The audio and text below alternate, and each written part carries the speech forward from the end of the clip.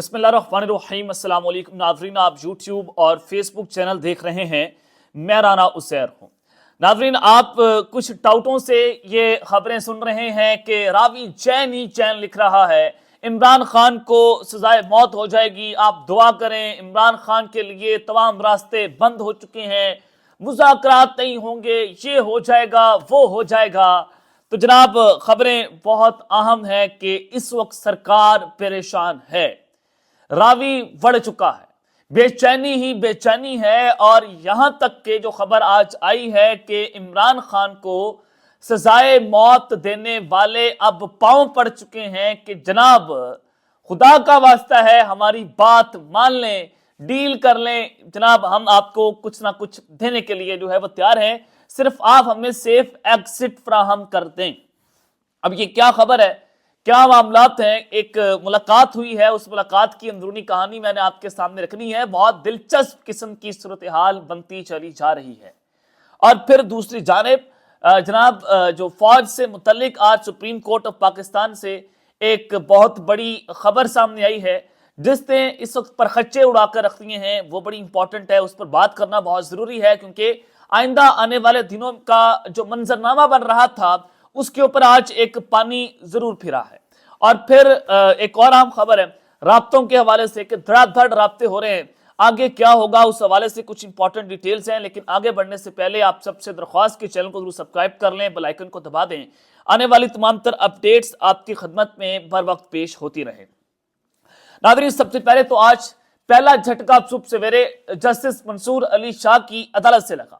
عادل بازئی جو ہیں، جن کو ڈی سیٹ کر دیا تھا الیکشن کمیشن آف پاکستان نے صرف اور صرف نون لیگ کو جو ہے وہ ایک معاملات فراہم کرنے کے لیے، ایک سیٹ دینے کے لیے، تو آج جناب ہوا یہ ہے کہ سپریم کورٹ نے این اے 262 سے عادل بازئی کو ڈی سیٹ کرنے کا فیصلہ کلعدم قرار دے دیا ہے، اور عدالت نے عادل بازئی کو بطور رکن قومی اسمبلی بحال کر دیا۔ الیکشن کمیشن عادل بازئی کو ڈی سیٹ کرنے کے معاملے پر عدالت کو مطمئن نہ کر سکا۔ سپریم کورٹ نے جناب اس حوالے سے الیکشن کمیشن کے خلاف اپیل منظور کر لی۔ تفصیلی فیصلہ بعد میں جو ہے وہ جاری کیا جائے گا۔ دوران سماعت سپریم کورٹ آف پاکستان نے الیکشن کمیشن کے طریقہ کار پر سوالات اٹھا دیے۔ جسٹس عقیل عباسی نے کہا کہ بس بڑے صاحب کا خط آ گیا تو بندے کو ڈی سیٹ کر دو، یہ نہیں ہو سکتا۔ جسٹس عائشہ ملک نے سوال کیا کہ کیا عادل بازئی کیس میں حقائق جاننے کے لیے کمیشن نے انکوائری کی؟ جسٹس منصور علی شاہ نے جو ہے وہ کہا کہ ایک حلقے کی عوام کو ڈس فرینچائز کرنے کا پیمانہ تو سخت ہونا چاہیے۔ اس پر درخواست گزار کے وکیل سردار تیمور نے کہا کہ ایک دن معاملہ الیکشن کمیشن کے پاس پہنچا، اگلے دن کارروائی شروع کر دی گئی، ہم بلوچستان ہائی کورٹ گئے، ہمیں متعلقہ دستاویزات تو دیں، ہم نے کہا کہ جو نون لیگ سے وابستگی کا بیان حلفی ہے جو بتایا جا رہا ہے وہ تو ہمیں دکھا دیں۔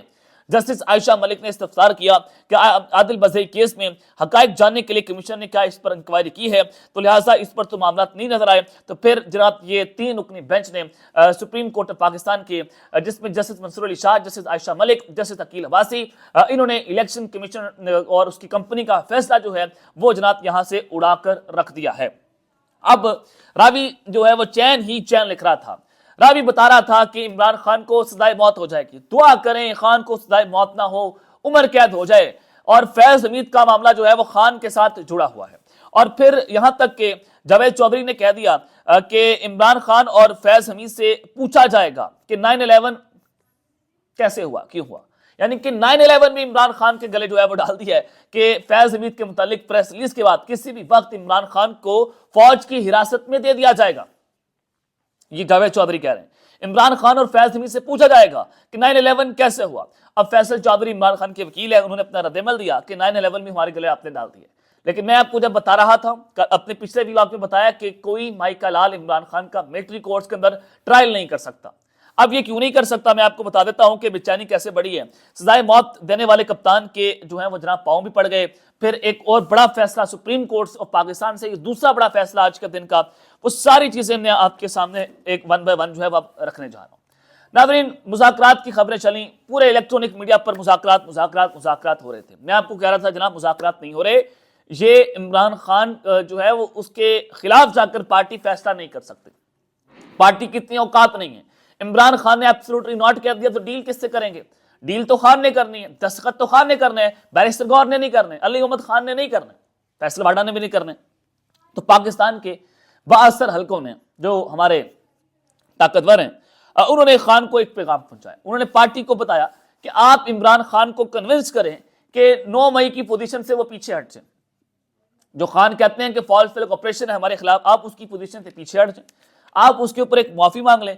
इमरान खान माफी मांगने के लिए तैयार नहीं है। इमरान खान कहते हैं जनाब आप इसके ऊपर चुप करके एक जुडिशियल कमीशन बना दें, दूध का दूध पानी का पानी हो जाएगा। अगर मैं इसमें मुजरिम करार दिया गया तो मुझे आप सजा दे दें, अगर आप इसके अंदर मुजरिम करार दिया गया तो आपको सजा मिलनी चाहिए जो आपने इस मुल्क के साथ किया है। लेकिन ताकतवर जो है वो इस पोजीशन पर आने के लिए तैयार नहीं है। वो इमरान खान को कह रहे हैं कि आप इस पोजीशन से जनाब पीछे हट जाएं।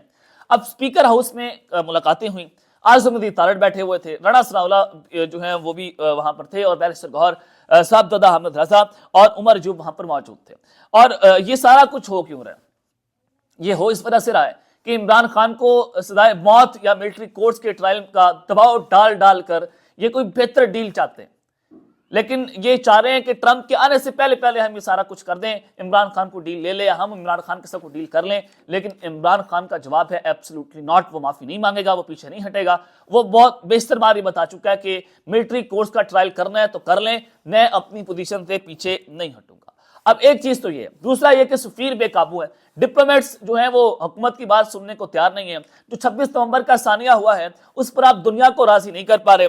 अब सफीर क्यों नहीं मुतमिन? 3 सफीरों को तो इसहाक डार ने खुद बुलाकर ब्रीफिंग दी, वो सफीर जो है वो आपकी बात मानने को तैयार नहीं है, नैरेटिव बाय नहीं कर रहे। और यही बात जो है वो नुसरत जावेद साहब ने भी की कि जनाब सफीर नैरेटिव बाय नहीं कर रहे।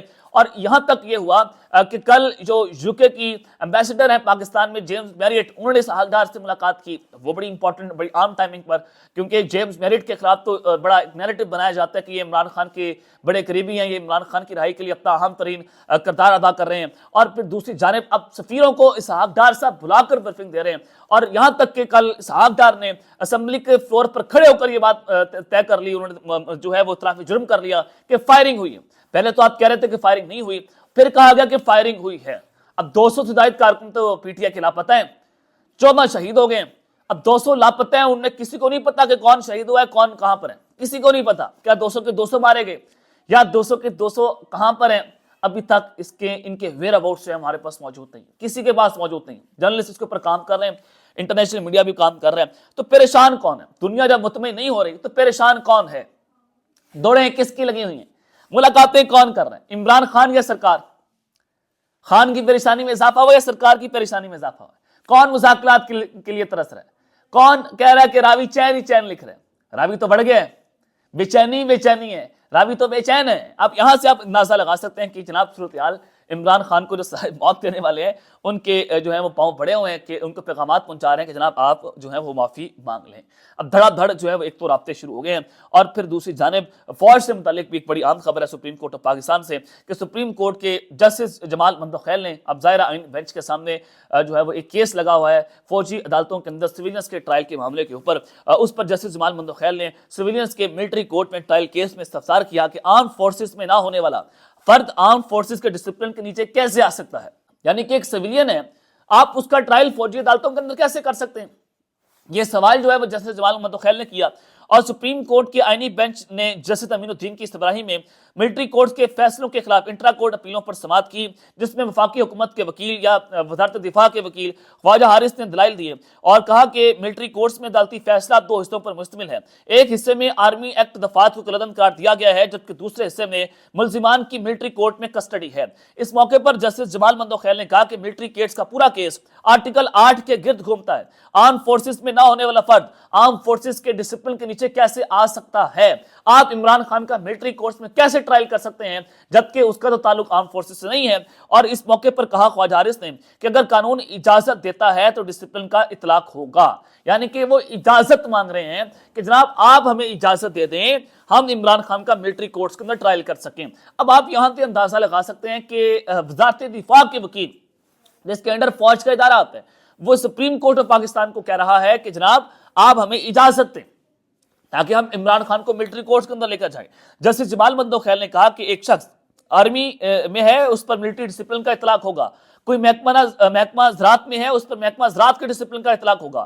کوئی شخص کسی محکمے میں نہیں ہے تو آرم فورسز کے ڈسپلن کا اطلاق نہیں ہو سکتا ہے.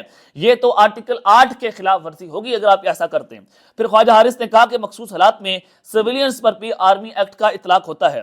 عدالت کے پاس آرمی ایکٹ دفعات کو قدم قرار دینے کا اختیار نہیں ہے. اس پر جمال مندوخیل نے کہا کہ اسی طرح تو کوئی اگر اکسانے کا سوچے تو آرمی ایکٹ کا اطلاق ہوگا. کیا آرمی ایکٹ نے آئین کے آرٹیکل 8 کا سیکشن 1 غیر مؤثر نہیں کر دیا؟ خواجہ حارث نے جواب دیا کہ ملٹری کورٹ میں بھی فیئر ٹرائل کا آرٹیکل 10A موجود ہوتا ہے.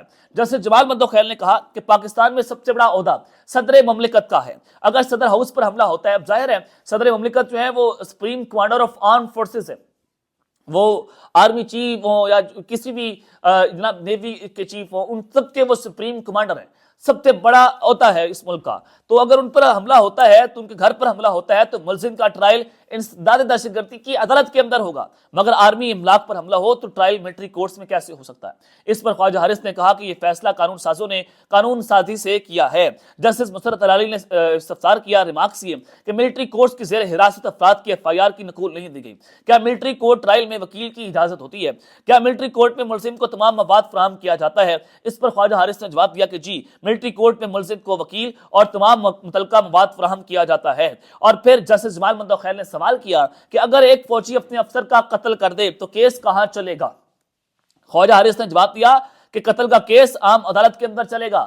تو یہاں سے چیزیں خواجہ حارث جو ہیں پھنس گئے ہیں کہ اگر وہ کیس جو ہے، اگر ایک فوجی افسر کا کیس جو فوج کے اندر قتل ہو جاتا ہے تو اس کا کیس اگر عام عدالت کے اندر چلتا ہے تو عمران خان کا کیس آپ ملٹری کورٹس کے اندر کیسے چلا سکتے ہیں جو آرٹیکل 8 کے خلاف ورزی ہے؟ اور یہ سارا کیس جو ہے وہ آرٹیکل 8 کے گرد گھومتا ہے. پھر عدالت سے یہ جو ہے وہ اختیار لیا جا رہا ہے کہ آپ فیصلہ دے دیں پھر بھی کہ ملٹری کورٹس میں آپ عمران خان کا ٹرائل کر سکتے ہیں. تو اب جناب کل تک اس کیس کی سماعت آئینی بینچ نے ملتوی کر دی. آپ دیکھتے ہیں کل کس جانب یہ معاملہ چاہتا ہے. تو اب تک کے لیے اپنا خیال رکھیے گا اور اس سے پہ لازمی ہے رکھنے. اللہ نے کے بعد پاکستان زندہ باد.